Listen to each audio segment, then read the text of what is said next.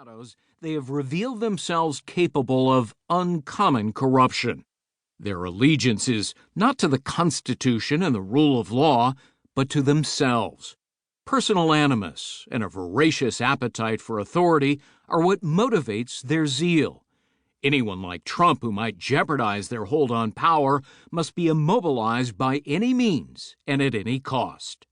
To neutralize this threat and achieve their desired ambitions, they politicized their agencies, weaponized law enforcement, and persecuted people without respect for law or process.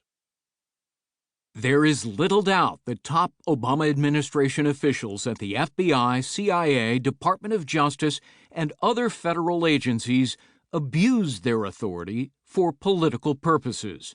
James Comey, Andrew McCabe, Peter Strzok, Lisa Page, Bruce Orr, James Clapper, and John Brennan all regarded themselves as above the law and accountable to no one.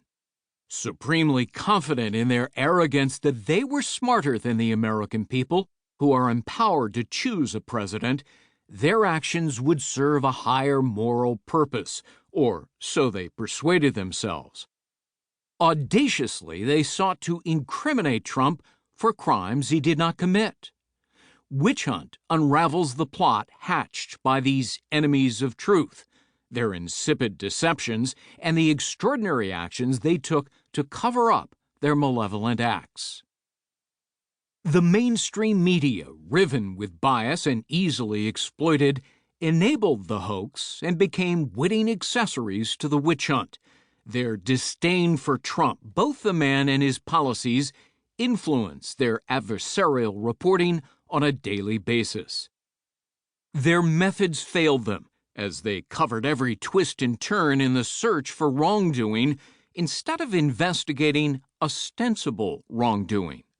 Whatever position Trump adopted or action he took was reflexively opposed by the liberal intellectual quotient that inhabits newsrooms almost everywhere.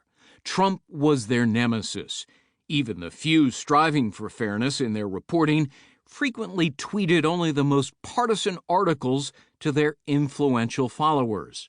Television commentators set a new standard for bloviating, simply making things up and manufacturing all manner of falsehoods. They were all thirsting to gulp the Kool-Aid. Their reporting led many Americans to swallow the big lie. Now, of course, the country can see the last 2 years clearly. The illicit scheme originated during the campaign season of 2016.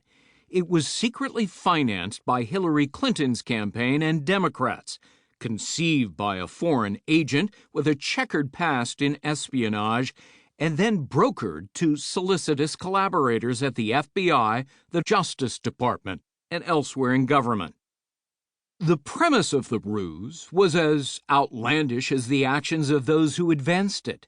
They posited that Trump was a covert Russian agent who had spent many years colluding with the Kremlin to win the White House.